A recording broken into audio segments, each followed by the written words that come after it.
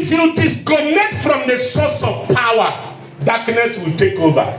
If we disconnect from the source of power generator, this microphone will no more work.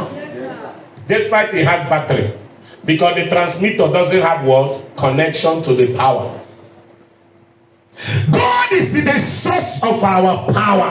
God is the source of our being. Therefore, disconnection from Him, directly or indirectly, knowingly or unknowingly, disconnecting from God is disconnection from power.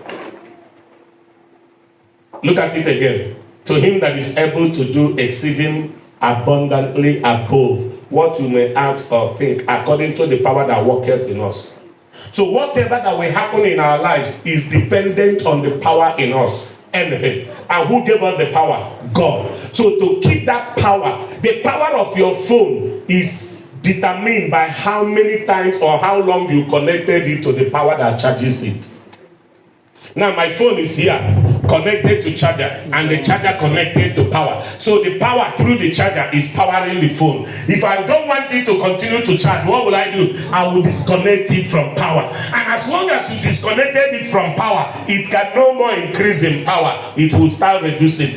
How long? Anytime you find yourself stay far from God, you are not increasing in power, you are reducing in power. That's why anytime your spiritual power is a spiritual thing. Power is not food you enter kitchen and cook. Power is a spiritual thing, and if you must keep it increasing, you must intentionally keep connecting to God.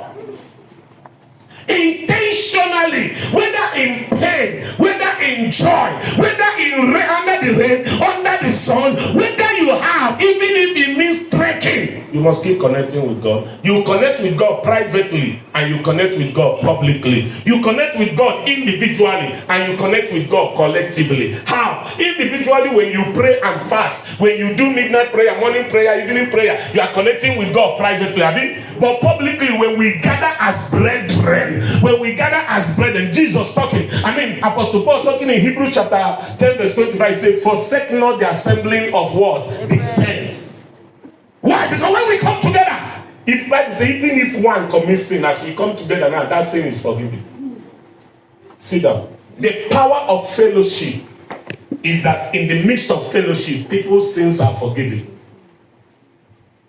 Does that mean every Friday, Saturday you commit sin, then on Sunday you come to church? God, I say when we gather together, even if anybody commits sin, is forgiven. So let me do it Friday, Saturday, enjoy myself. Then on Sunday, we come. Devotion. Your devotion determines the veracity of the power. The level, the deepness of your devotion, sir, determines the strongness of your power. The devotion.